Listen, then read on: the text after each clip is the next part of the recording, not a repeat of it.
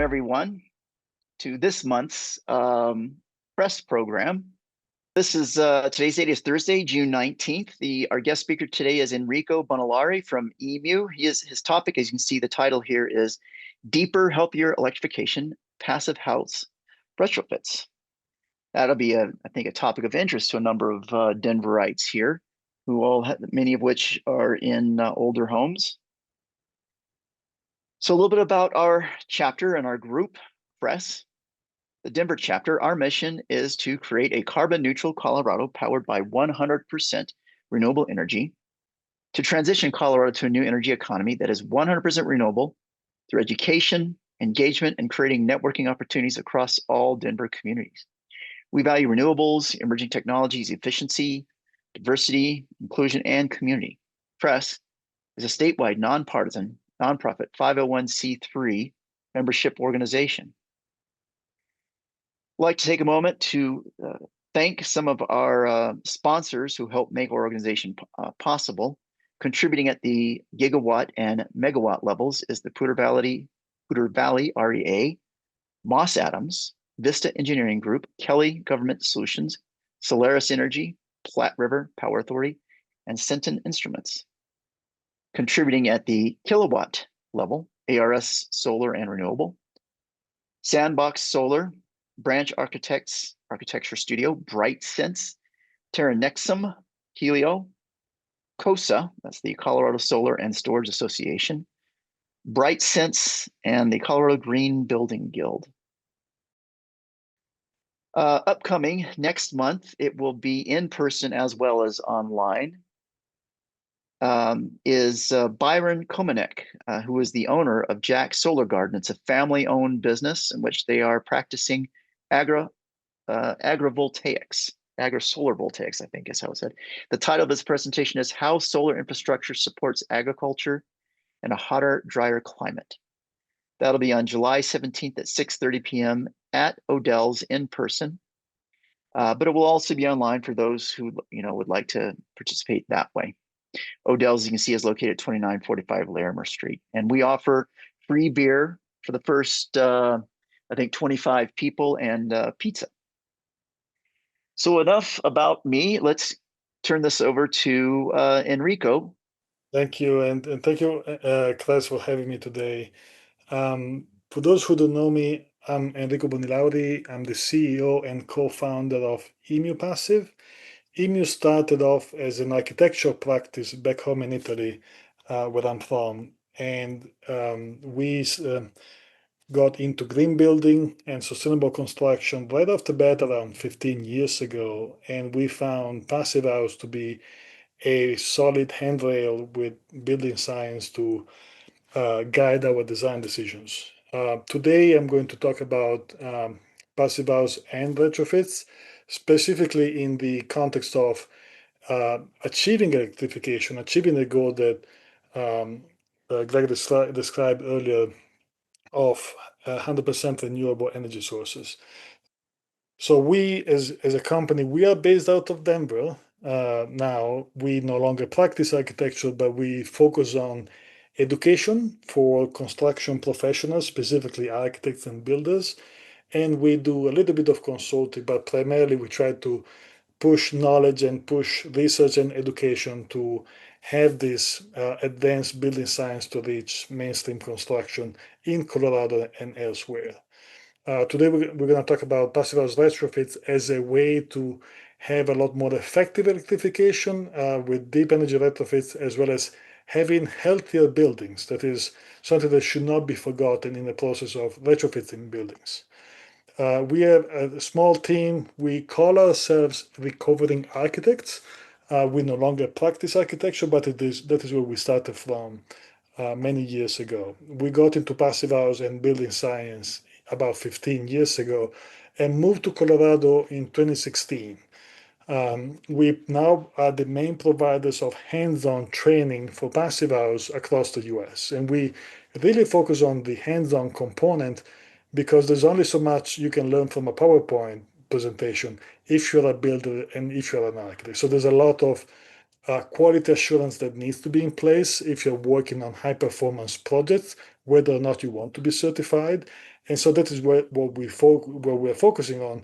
We got to that point because when we started back in 2010, we were designing passive house and high performance green buildings, but we didn't have anyone in the field to be able to build those. So that is what led us to switching from being designers and architects to being education providers. We consider ourselves a teaching hospital. We do hands-on training, we do online, some curriculum development and continuing education. We don't need to spend too much time on this. We do a little bit of consulting, mostly to help people that take our training go to the first passive house projects or high performance projects. And we also use that consulting as a way to feed our training curriculum with new cases, with new products and new challenges that we face with the consulting. So that is why we consider ourselves a little bit of a teaching hospital, where we do practice, but we also do most of the teaching for the people that we work with. Now, today we're going to talk about deeper and healthier electrification. And what is electrification? Why do we care? Electrification is we have electric cars, we have electric heating to replace our gas burning furnaces, we have electric cooking, we have electric domestic hot water. Why do we care? Why is this important? Because if we electrify, we are more able to use renewable energy sources from solar and from wind. This is a way, if we move away from natural gas and heating oil and coal and all the other fossil fuels, we have a way to utilize the energy from renewable sources. And so we're kind of closing the loop in the energy transition. That is why there's a big push right now into electrifying. There's other topics about sustainability of batteries and recyclability of PV panels. Don't want to get too much into that today. But today we're going to focus on the impact of electrification onto buildings, specifically with regards to energy retrofits. So something that I do ask is if you do know how a heat pump works. A heat pump is a device that can extract heat from a cold source and deliver it to a warmer sink. In other words, it does the opposite of what nature does. In nature, heat goes from hot to cold. A heat pump does the opposite. And we care because that's a lot more energy efficient than just doing other types of heating. For example, this graph shows how much BTUs of heating or BTUs of cooling we get for 1 kWh of electricity for one heat pump. If you think of a hair dryer, typically you get about 3 kilobtus of heating for every kilowatt-hour of electricity you provide. In other words, if you have direct electric resistance heating, whether it is your electric baseboard or your electric radiant or your hair dryer, you give that device 1 unit of energy and you get 1 unit of heating out. And if you talk about kilowatt hours conversion to BTUs, it is a 1 to 3. But in this graph, you can see that for heating, you get about 8.8 or 9. So about 3 times more heating than you would get using the same electricity with a hair dryer to heat up your room. That extra 2 units you get, the extra, 6 units you get for free by cooling down the exterior air and extracting the heat to heat up your house. So it's very convenient. It's much more efficient than just an electrical resistance heating. More so even when we're talking about cooling. You get about 15 BTUs of cooling for every kilowatt hour of electricity that you provide the heat pump. And heat pumps typically are like that. They are more efficient in producing cooling than they are to produce heating because the delta T is lower between the interior of the building and the outside when it is hot, as opposed to when it is cold in the middle of winter. If you think of your room at 70 degrees in wintertime, you have 0 degrees outside, you have a delta T of 70 degrees. Whereas if you have 70 degrees set point temperature for cooling, and it is 110 outside, super hot, your delta is only 40 degrees still. So less half the delta of what you have in wintertime.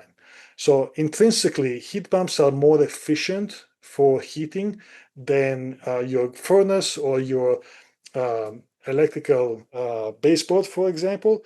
And themselves, heat pumps are more efficient in producing cooling than they are to producing heating because of that delta T. Just an overview of just some key factors about heat pumps. Now, heat pumps can be problematic. This is an example from Denver from last year. This is a project that it's actually a passive house. I use this in this presentation just as an example to have here for a new construction project.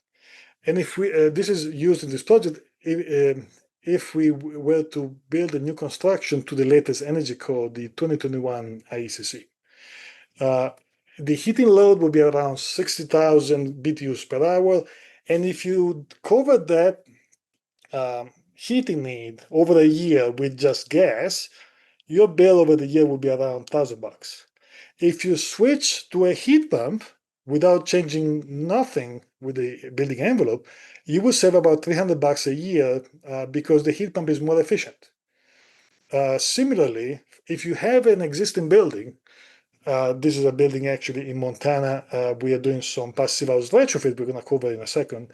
But if you had this building as is in Denver, and you had no improvements on the building envelope, you can expect about 250,000 BTUs per hour heating load, so much bigger, single pane glass, little insulation, very leaky, with about $3,000 of energy bills for heating if you were to use a gas furnace.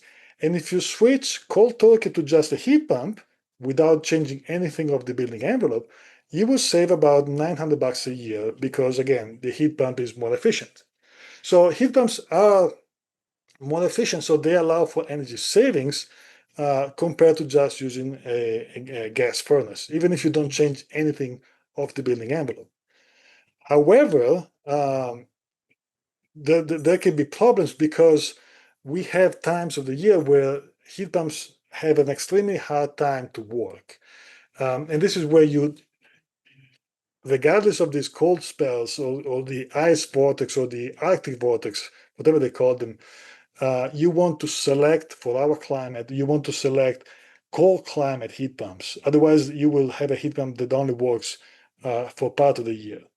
I made this example using last year event where the polar vortex brought temperatures in Denver below zero for 84 consecutive hours. So even if you have a cold climate heat pump, if you have those extremely cold temperatures, it can be very problematic. And if your heat pump stops working, then you have a problem. So a solution is to integrate some additional heating. There are some systems that are hybrid. You can have some gas furnace combined with your electric heat pump. But for those who want to go all electric and remove gas entirely, the only option to have backup is to have a electric resistance heater, as I'm showing here. And we just saw that those are a lot less efficient than a heat pump. So for the same building, 60,000 BTU per hour, to heat it up for 84 consecutive hours just straight up with electric resistance, it's about $250. So any savings that you had over the year because you were switching to a heat pump, you're losing over 3 days, 3.5 days, because of your heat pump goes out of commission. Similarly, for your existing building, heating it up with just electric resistance is extremely expensive. You can be up to $1,000 for just 84 hours because, again, electric resistance heating is very inefficient. So this is something that you want to keep in mind when you deal with heat pumps in general and with energy retrofits specifically, because the heat pumps are more efficient, but the backup can be very expensive if you don't have also improvement on your building envelope.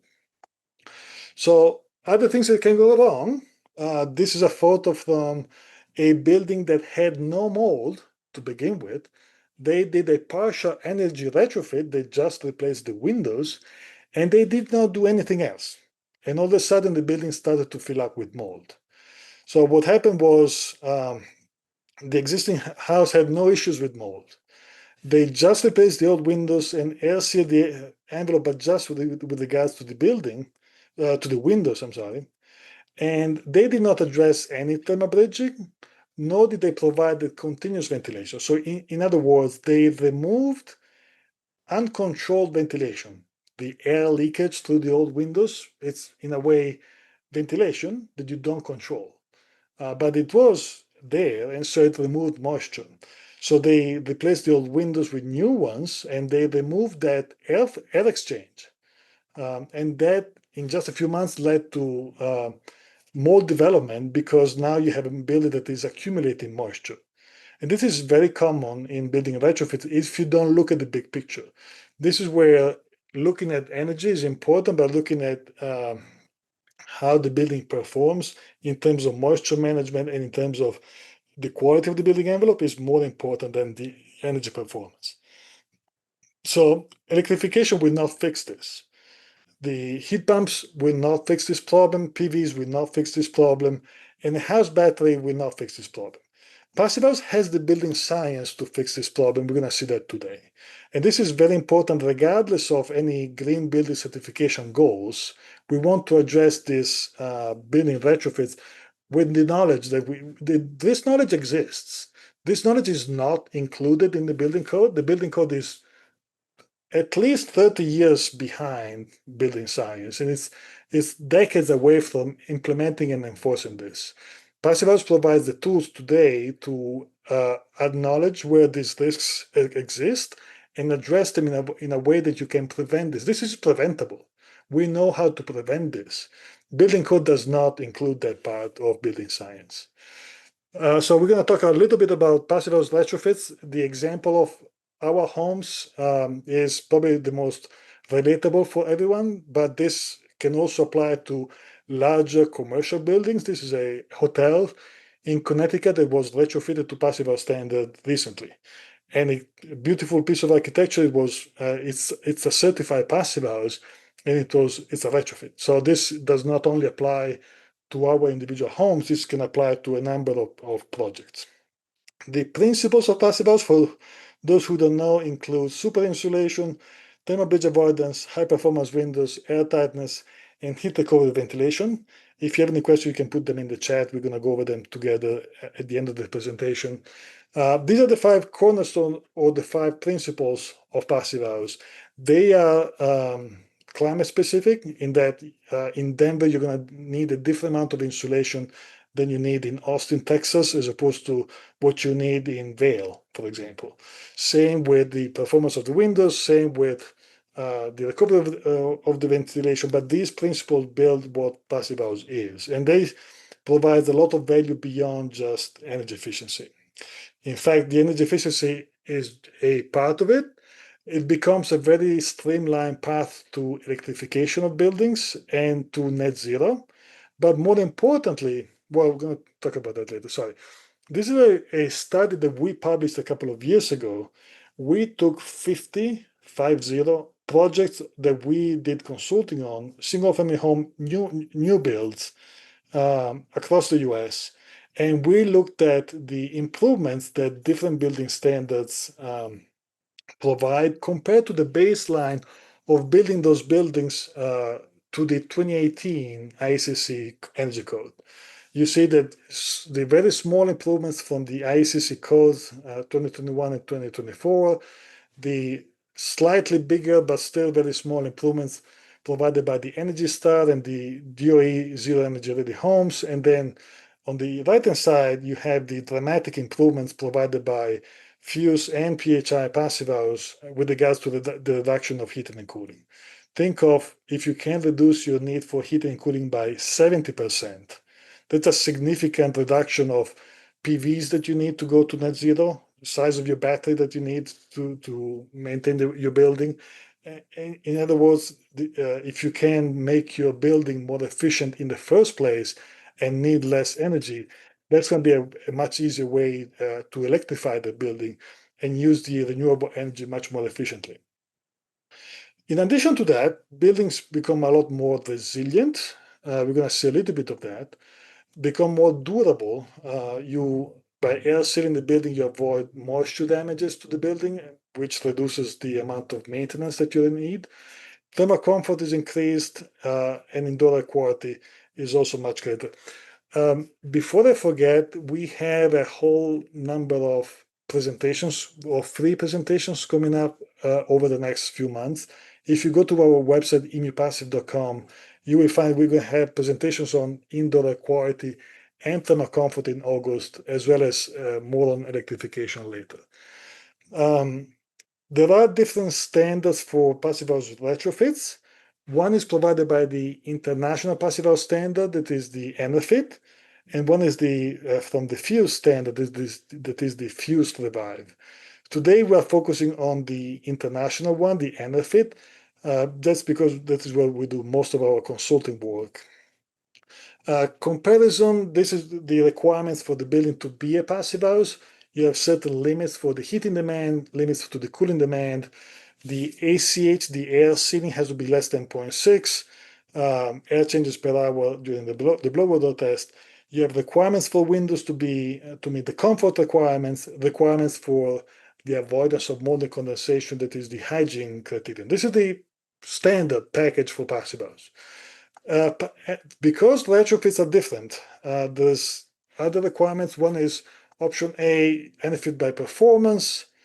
I don't know if you have specific questions about these details, please put them in the chat. I don't want to spend too much time on the specifics of the certification, but there's also an option B that is by components. In a way, it's a little bit more prescriptive, but it has the same requirements for avoidance of mold condensation and thermal comfort. So in other words, there are some hard requirements that passive house brings in that if it has mold, it may be a net zero building. There are net zero buildings that I know of that are moldy, but it cannot be a passive house. Passive house has some very strong values in providing healthy buildings that are durable. So avoiding mold condensation by means of thermal analysis that we're going to see today, air sealing the building, and then having high performance windows to avoid discomfort levels. This applies to all building standards for passive house. And then you have some more specific requirements for energy performance, which vary, and for energy retrofits, they are a little bit more lenient, because with building retrofits, you don't get to choose your orientation. You often don't even get to change your form factor. Those are specific factors that make achievement of passive house and high performance levels harder to get to. That's why we have specific standards for energy retrofits. Now, talking about strategy, please put in the chat when you believe to be the most cost-effective time to do a retrofit. See if we got the chat to work. There we go, perfect. Thank you, Greg, for fixing that. So please put in the chat, when do you think it is the most cost-effective time to do a retrofit? Is it Christmas time? Is it when you buy the building? Is it when you break a window and you have to replace the window? I see an ASAP. Anyone else wants to chime in? ASAP? Okay. Well, if money is no object, give me your contact information. I want to have you as clients. I'm kidding, but there are some opportunities that the building retrofit have that new construction don't have. And what we see is that the most cost-effective time to do a retrofit is that when building component dies. This is a photo from Sunnyside in Denver, and they just had a big hailstorm. The entire siding was destroyed. This is the most cost-effective time to air seal that wall and to add insulation to that wall before adding the new siding on. Because the existing siding is already dead. You have to remove it anyway. This is the cheapest that it's ever going to be to fix this wall. And there's an important concept where building retrofits, you can address individual parts. You don't have to do it all. If it was a new construction, you do need this wall, you do need the windows, you do need the roof, you do need all the pieces. But for building retrofits, you can even do that step by step. And this is very important when we talk about affordability. So when your component dies is the most cost-effective time to replace that component. With building performance, that is, the goal is to replace that building component to a passive house level performance so that you are not locked in to a lower performance level with that component. In fact, the step-by-step includes some risks. We just saw the example of that room filled up with mold. So when you do partial retrofits, you have risks, but those risks exist even if you do full retrofits. You have the lock-in risk. Say that you decide to replace your windows today, and you don't think about it. You just get the new windows from Home Depot, and then oh, by the way, would be nice to do a high performance retrofit, but you just bought the windows. So for the next 20 years, so the lifespan of the new windows, you are locked to having those windows, or it becomes uneconomical. Again, there's a lot of study on trying to make building retrofits economical and cost effective. So the Passive House provides a retrofit plan under the NFIT step-by-step program, where it's important to have a clear goal set at the beginning. And that is where, when we do this kind of work, we do an energy analysis of the building as a whole to begin with, and we see where areas are more sensitive, if you have greater losses at the windows or at the roof or through air leaks or whatnot. And that gives an energy retrofit set of priorities. But say that your greatest energy losses are at the windows, but if your roof is leaking, you have to fix your roof. So there are some practical needs associated with just an energy retrofit that may be disagreeing with the priorities for the energy standpoint.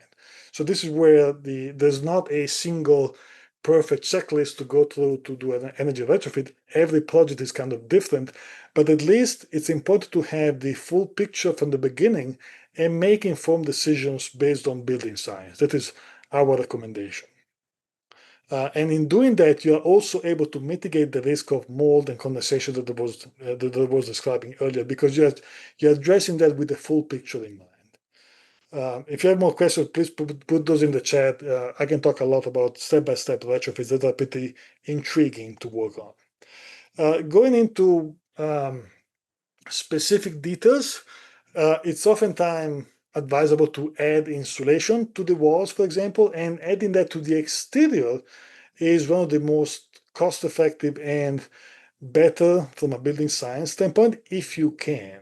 Sometimes you have your setbacks that you cannot exceed. Certain cities are starting to allow to overstep those setbacks. For example, in Seattle, you can now add 6 inches of exterior insulation without that being considered encroaching on your setbacks. So I don't know if Denver is already at that point, but I think they're moving in that direction.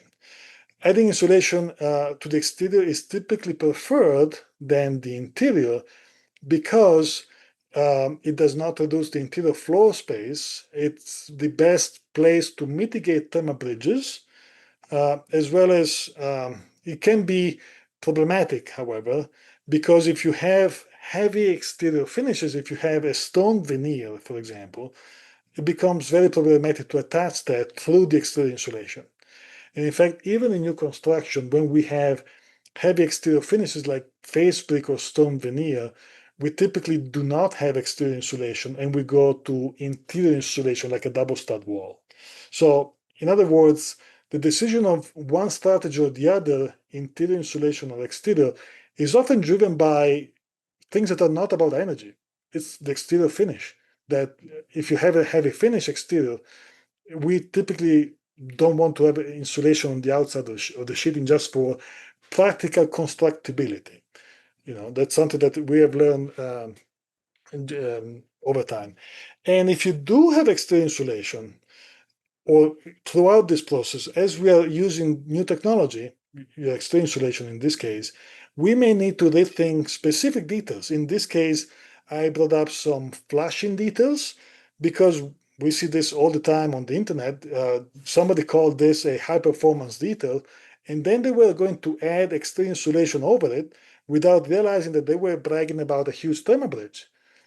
Metal is highly conductive, and having metal penetrating through and under your exterior insulation causes a thermal bridge. And this is the analysis, because I love to geek out about details like this. This is the detail of this specific window head flashing detail. You see the window frame, you see the wood back, and the purple line that looks like a zigzag is actually a very intense heat flow that escapes under the exterior insulation to the outside through this metal flashing detail. And for water shedding, that flashing detail may be great, but for the whole picture, that is really cutting on the performance of that window. It may cause condensation on the inside, and it's definitely going to impact the thermal comfort on the inside because it's causing greater heat losses. So we need to switch to a more holistic view of building science in general. Then if we were to use insulation on the interior, that flashing detail is good, because that would not be penetrating through exterior insulation. So there's not one single statement where all metal flashing is bad. It is bad related to exterior insulation. But if you're insulating on the inside, you're good. Using interior insulation may be necessary if you have historic buildings, for example, or due to setbacks if you're not allowed to add insulation to the exterior. The advantages are evident. This is an infrared picture from this project. From the outside, you would not see any difference. But if you look through the eyes of heat, you see that the blue rectangle in the middle is that building, and it's blue because it has a lot less heat losses than the buildings nearby, meaning that they have done insulation on the interior. This is in Brooklyn, and they have dramatically improved the energy efficiency and the thermal comfort because they are keeping the heat inside. There are some extra challenges with the insulating from the inside. Do not use spray foam, period. That is highly problematic for a number of reasons, and please put in the chat if you have questions about that. Do stick to vapor open insulation. In this case, it would typically be cellulose, and in doing so, you would need a smart vapor retarder to block any moisture from the inside from getting into your wall. And smart vapor retarder is a plastic membrane of a special kind of plastic, which is able to vary its openness to vapor depending on the condition it is exposed to. If the wall is dry, the smart vapor retarder will close its pores and will prevent any vapor from the room from getting into the wall. But if there's any leak inside the wall, if there's any dampness inside the wall, the vapor retarder will sense that automatically. It's just your hair. It senses the moisture, will change its performance. And if it is moisture inside the wall, the pores of the smart vapor retarder membrane will open up and will let the moisture dry out to the inside. So that this is technology that is available. We've been using this in Colorado for the past 10 years plus. This is not covered in code. The building code is at least 30 years behind. But this is available today, and if you're working on existing buildings, this is something you want to consider, and you want to have someone that can support you with this kind of specification. Avoid using spray foam. It does not deliver the label R value, and it's not a durable air seal. Something that you want to be aware if you're insulating existing masonry buildings from the inside, is that if you're insulating, you're removing heat losses, which is good for us and for the environment, but it's very bad for those bricks. Those bricks used to be warm, so if there was any moisture, it was able to evaporate because with the heat from the house, that moisture will escape. And if we are now insulated from the inside, those bricks stay damp, and if it freezes, they may have the freeze-thaw cycle that will erode them over time. So this is something to keep in mind if you're working on historic buildings. If you're adding insulation on the interior, you also need to mitigate the absorption of moisture of the bricks outside. Otherwise, the building will quickly deteriorate and we lose historic value. Switching to construction details, and I did mention thermal bridging. A thermal bridge, for those who don't know, is a weak area of the building envelope, weak from a thermal performance standpoint, meaning that if you have your R30 wall with insulation, and if you have a gap in that insulation, and you have zero insulation in between the studs, for example, that is an area of thermal bridging because you have lower R value at that spot. And it can cause some funny things. This is a picture from Alvada.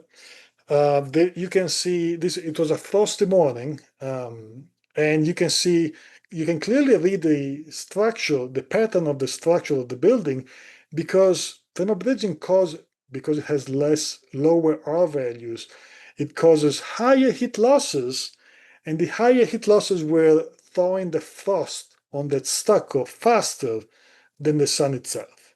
So that is what you see is the thawing of the frost on the elevation caused by the thermal bridging from the heat from the inside. It typically happens at corners, at edges. It happens if you have gaps or voids in your insulation, and if you have structural elements, very much so if you have steel, concrete, or masonry, or any kind of metal, concrete or masonry. In fact, the flashing detail that I mentioned earlier, that was even just a thin gauge metal, but metal can conduct heat literally 4,000 times more than insulation. So you have a highway for heat to escape to the outside. This is what we had. This is part of what caused this issue with mold. You can clearly see a pattern at the ceiling and at the corner. We see the corner between the two walls and between the wall and the ceiling. So those are corners, and you have less R value there, and you have higher heat losses, meaning that if you have higher heat losses to the outside, your interior surface temperature is lower. And it is one of the two factors that we need in order to have mold and condensation. One is lower temperatures, and the other one is moisture. In this case, they replaced the windows. They did not do anything about providing ventilation, and they did not do anything about mitigating thermal bridges.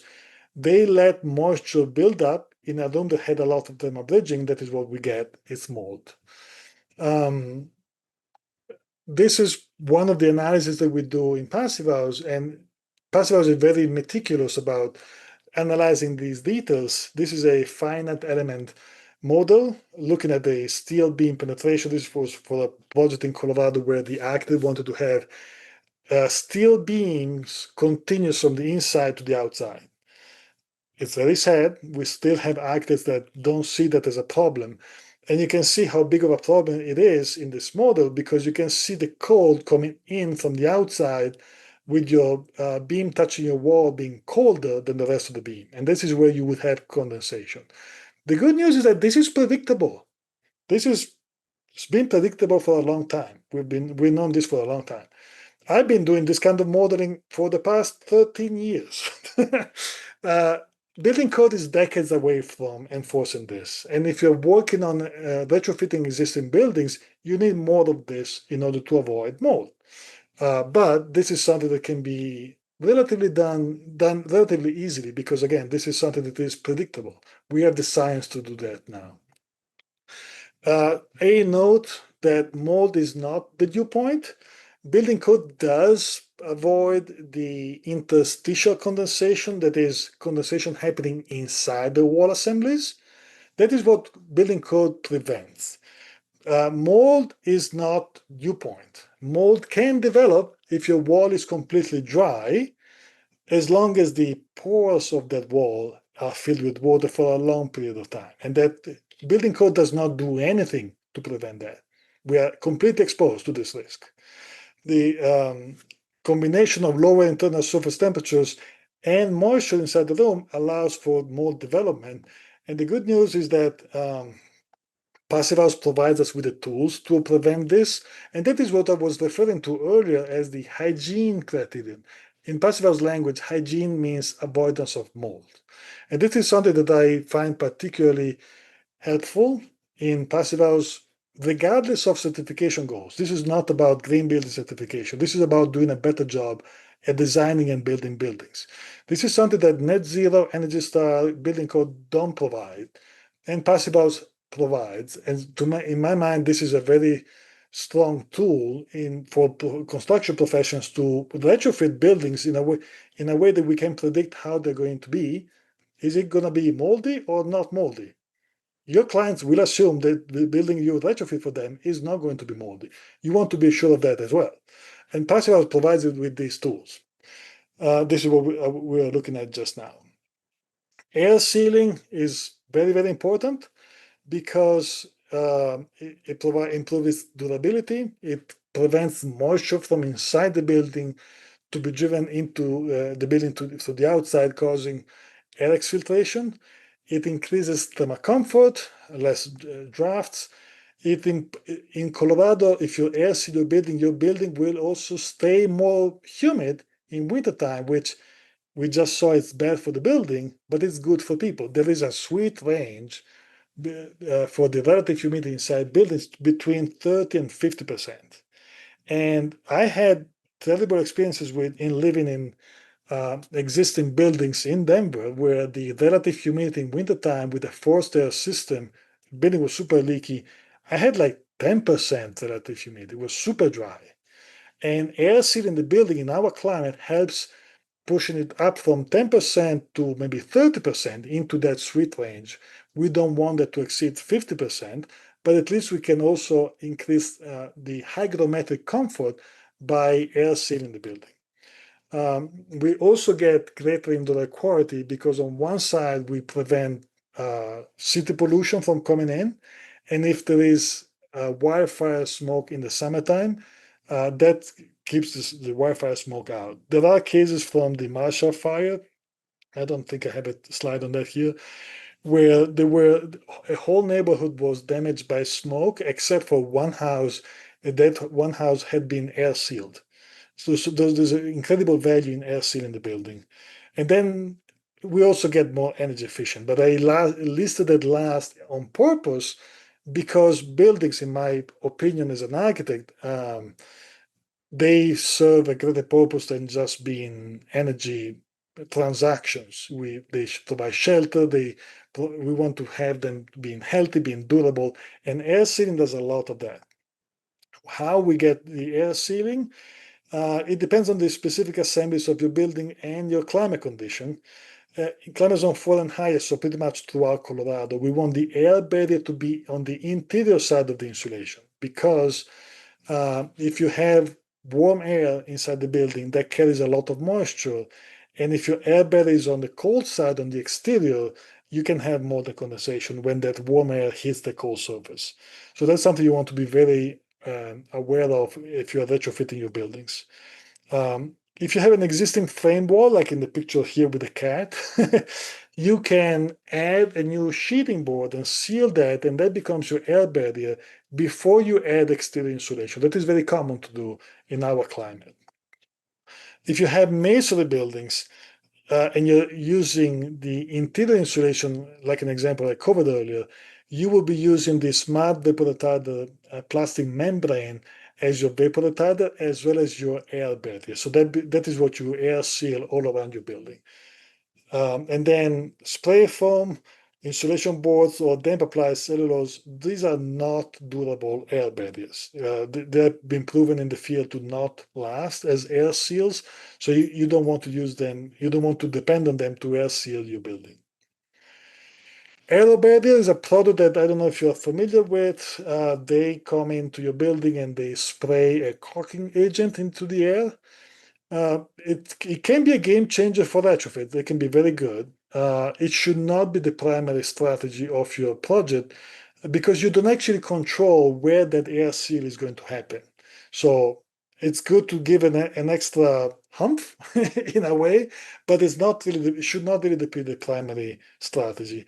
And the ACH results, the air sealing results that they provide tend to be on the optimistic side because they have a lot of masking going on to protect the mechanical system, to protect the windows, to protect other sensitive components. and you have to remove that mask. And then once you remove that mask, the building goes back to being more leaky. These are some data from 3 of our projects that have used air barrier in Colorado, and you can see, consistently the results go up and up. They don't go terribly up, but at least we work on very tight buildings to begin with. We work with buildings that are working to be passive house, so they're aiming for that 0.5 or 0.6 ACH 50 results. We don't work with leaky buildings that only want to meet the code minimum of 3 ACH. So we consistently see that if you get a 0.13 or 0.19 from an error barrier, you're going to land between 0.5 and 0.9-ish. We're seeing that pattern consistently. It's good, but it should not be the primary strategy for your project. Switching to windows and to comfort criterion, windows, skylights, exterior doors impact the thermal comfort inside the building because of conductive heat losses and downdraft. This is not about air leakage. Even if your window is 100% perfectly sealed, you still have conductive losses through your glass and through your frame. And this is where you do need to have a better performing window so that you can have even temperatures inside your building. This, of course, depends on the climate you're working with. If you think of a mediocre wall for new construction, that's an R20 wall. If you think of a great window, that's an R10. So a mediocre wall has twice the R value than a very, very good window. And so in general, windows are holes in our building envelope. We do need to invest and address them properly. Otherwise, we're going to lose the thermal comfort inside the building. This is what is driven in passive house as the comfort criterion, which is climate specific, and it dictates the maximum U value allowed for windows in a specific climate zone. To give you an example for Denver, building code allows 0.3 U value windows to be installed. Passive house in Denver is 0.14. So passive house allows less than half the heat losses compared to code minimum windows. And if you think about code minimum windows, they're pretty inefficient. You have a ton of heat losses. And passive house, this is not about energy. Passive house wants to slash those heat losses because the more losses you have, the colder it is on the interior of the window. This is not about condensation. This is about thermal comfort. Passive house allows a maximum delta temperature between your interior of your window and your room average of about 7 degrees Fahrenheit. And if you exceed that delta, you're going to feel uncomfortable. And passive house really prioritizes thermal comfort inside buildings. That's why we have the comfort criterion as part of the umbrella. For historic windows, you can have passive house level historic looking windows. Oftentimes that means to replace double hung or single hung windows with tilted tone windows, like shown at the top right of the slide, that look like double hung windows, but they're actually a tilted tone window. That is very common. We do that for better air seal and better performance of the frame overall. This can be done for listed buildings. There are other details about thermal bridging. Divided lights is, let me see, those little sticks in your glass. And for the historic buildings, you have them sometimes. You oftentimes also have them in new buildings. And unfortunately, well, on one side, you want to have one big glass and use simulated divided lights. You do not want to have individual lights. Individual lights bring a ton of thermal bridging because when you put together the glass, you have a lot of glass spaces. Again, I can talk about windows for days. Put questions in the chat if you have any. So you want to have one big piece of glass and then have the aesthetics of the simulated divided lights to be, again, simulated. But you want to simulate them with fiberglass mountings. Mountings are these sticks that you see in the glass.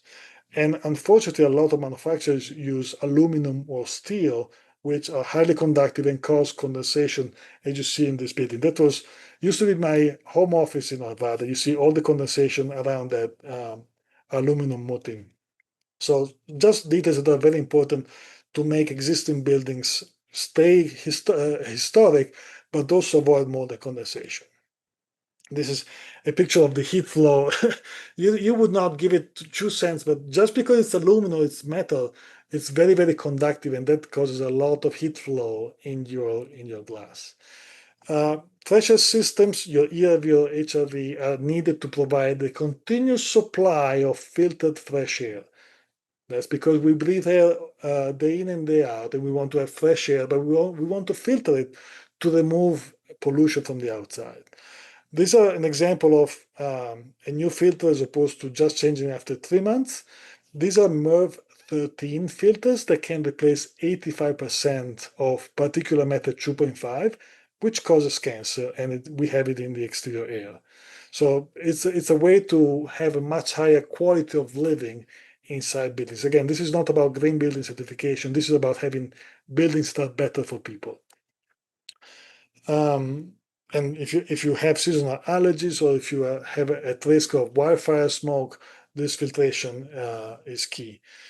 We do have single room units, which are convenient for retrofits because they are ductless. So it's basically just a through the wall hole that you drill, and that is your HRV. They are very small, and so the heat exchanger is not very efficient. You want to be aware of those because the label heat recovery is very optimistic. They can claim up to 90%, but the actual is in this 20 to 60% range. This is for non-certified units. And they're great for moisture control in that these units were in the first place developed for masonry buildings in Europe where you could not have the space to run ducts. And if you start air sealing them, they fill up with mold. And so in order to prevent that, you need to remove moisture, and that is how they evolved these. These are now sold in the States as high-performance HRVs, but they're good to remove moisture and CO2, but they're not that efficient. So this is just some independent study that we found about those. But to provide some level of ventilation, they're good. Some details, this is a retrofit project from Montana. They were planning on doing a almost passive house like retrofit. They had double stud walls, they had triple pane windows, they have ERVs, and they had not planned on doing any insulation at the slab, as you see in this detail. And we did the energy analysis, and we found that, I don't know, 2/3 of the heat losses were happening through the slab. And they happen through the slab, through the ground, to the outside air. This is something that really blows the mind of the builders we work with, because there's a myth that the ground is at a constant temperature. But the ground is a solid that will conduct heat and will let heat escape to the exterior air. This is a picture showing the double stud wall and the existing slab without any insulation as they were originally planning. And this is the full picture for that section of the house. You have heat escaping from the building into the slab, into the soil, back up and out to the exterior ambient air. So this is something that is kind of mind-blowing for some people that have never seen this. But when we talk about that pillar of passive house of continuous insulation, we want to be continuous on all 6 sides of our box, including the bottom. There's a myth that heat rises, and that is warm heat, but you will have heat losses downwards, a lot of them, especially if you don't have any insulation.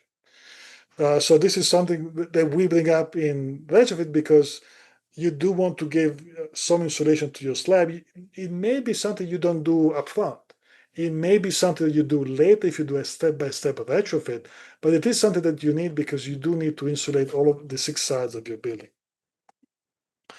Energy savings, going from the 2021 ICC to passive house, this is just this one example, 55.9, like 56% reduction of the overall energy.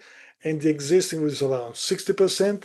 So significant reduction of energy usage and a streamlined pathway to become net zero and to go to electrify. Getting started is start with an energy audit. Get to know your building, open those walls, open that attic, try to know what is there. Prioritize the building envelope uh, because of all the benefits it brings in terms of resilience, durability, and health, and use the mechanical systems later. Consider the step-by-step approach. You do need all of your buildings at once in a new construction project, but in a retrofit, you have the option to allocate your budget to just the components that need fixing now. For example, if your siding is damaged or if your windows are broken, you fix those, and then you deal with that slab or crawl space later when you have the budget to do so. That is a way to go to be smarter about passive house building retrofits, and then but have a game plan for the building as a whole, because that is how you can optimize your building as well as how you can avoid trouble with mold condensation later down the line. So this again, this specific issue was where they uh, did not have a holistic approach and they just replaced the windows without addressing ventilation or thermal bridging. Some example of building retrofits, we did cover the Hotel Marcel, some office buildings in Pennsylvania, some Brooklyn mixed-use buildings, uh, homes in Minnesota, a public library in New York, some terrace homes or townhomes in New York. These are all examples of buildings that some are intentionally changing the look in looking more like modern, like this single family home in the main picture, or they want to stay and look historic, like the terrace house here in Brooklyn. And those are both options with the Passive House program because you have some analytical tools to help you guide your decisions. And this is the project that I was referring to earlier. Conclusions is the moving towards electrification without fixing the building envelope can be very expensive and compromise the resilience of the buildings, because if your building is now all dependent on the heat pump, it can be very expensive to run if it is very cold, and if that system fails, the backup can be even more expensive. Retrofits are particularly risky in terms of mold condensation, and building code is extremely lacking in preventing these issues. And Passive House provides the tools to have cost-effective and safe retrofits, even with step-by-step options, even if you don't care about certification. It's a much more rational approach to building science. This being said, I thank you for your attention, and I'm happy to answer questions as they come up.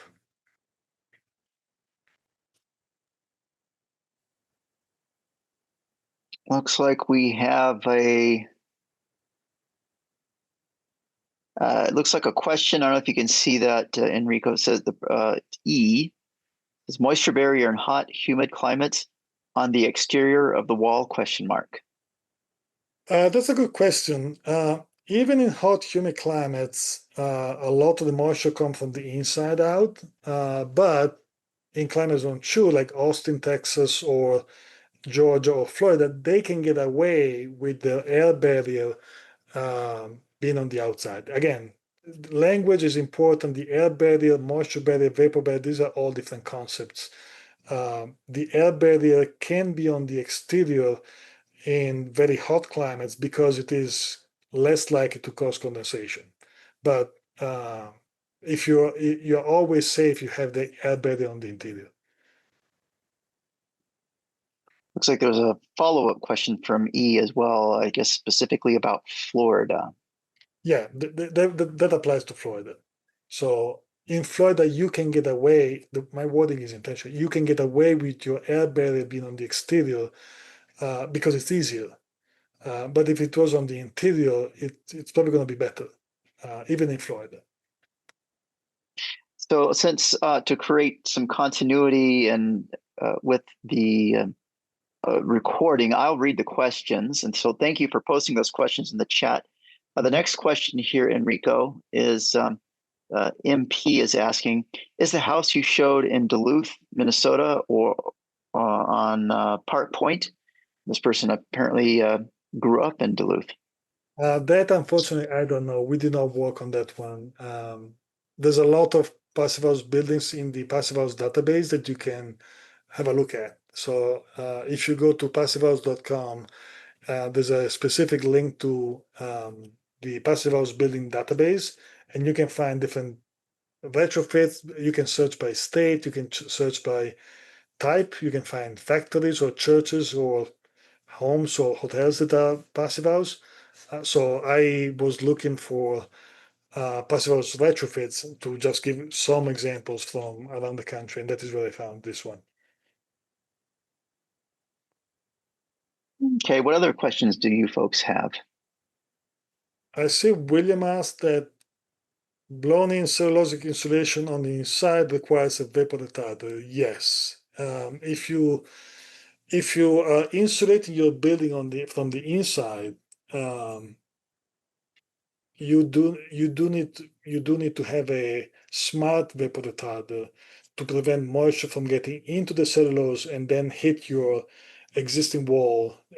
Your existing wall, if you're insulated from the inside, there's less heat losses getting from the inside to your existing building, whether that is bricks or your frame wall. And that existing wall is going to be cold because you are insulated from the inside. So you want to prevent that vapor from getting into your cellulose and hitting that wall. And the way to do so is to have a smart vapor retarder membrane on the interior, tape that at all seams and penetration so that it also becomes an air barrier. So that membrane is going to be your smart vapor retarder and your air barrier. But you do need that to avoid issues with mold once you insulate from the inside.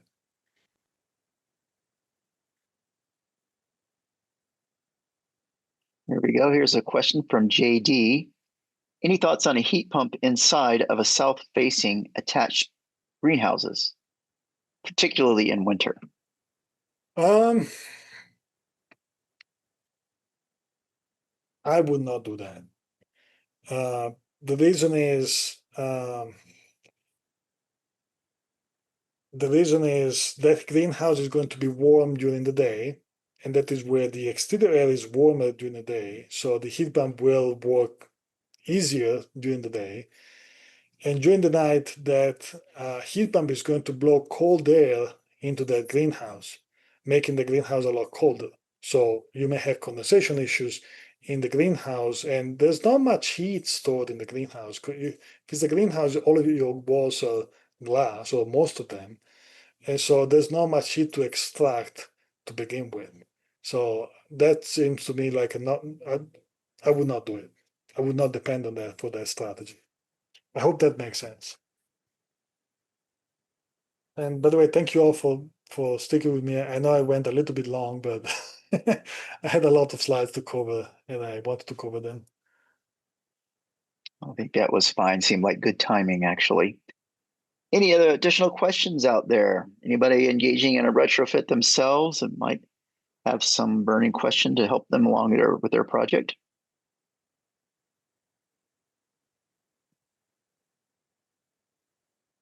Something I wanted to mention, I'm going to share my screen again, is every first Thursday of the month, we have a free info session on Zoom where we take questions from anyone about building science, about retrofits or new construction, about products.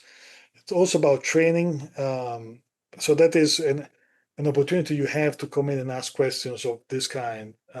I typically am the one staffing those presentations. It's not a presentation, it's an open door. And this is an opportunity if you are considering specific products, if you're working on a specific project, or if you have a general interest on the matter. We're also having next week, Friday, we have a Passive House social event in Alvada, Friday the 27th from 3 p.m.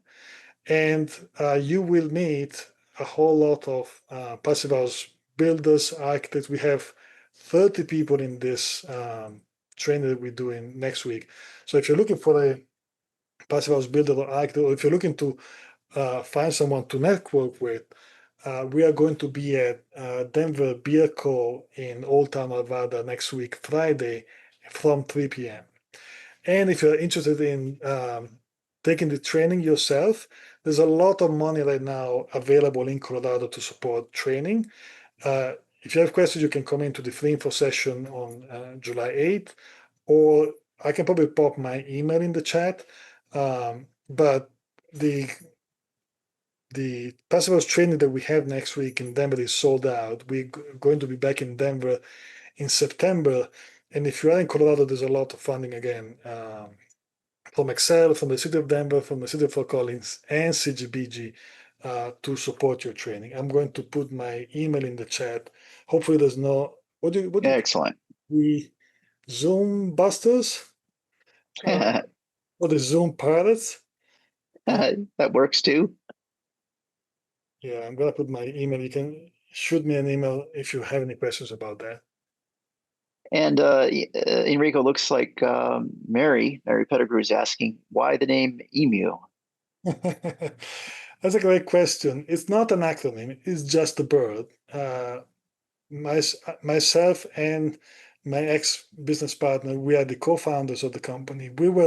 We met in Australia a long time ago, and we were looking for a short name that would translate the same across different languages and was not related to construction. So we chose Emu. In fact, we started off as Emu architects 15 years ago, and when we switched to Emu passive, nobody noticed because it's just Emu. So Hmm. that is the reason. But it's not EMU. It's just Emu. Thank you for asking.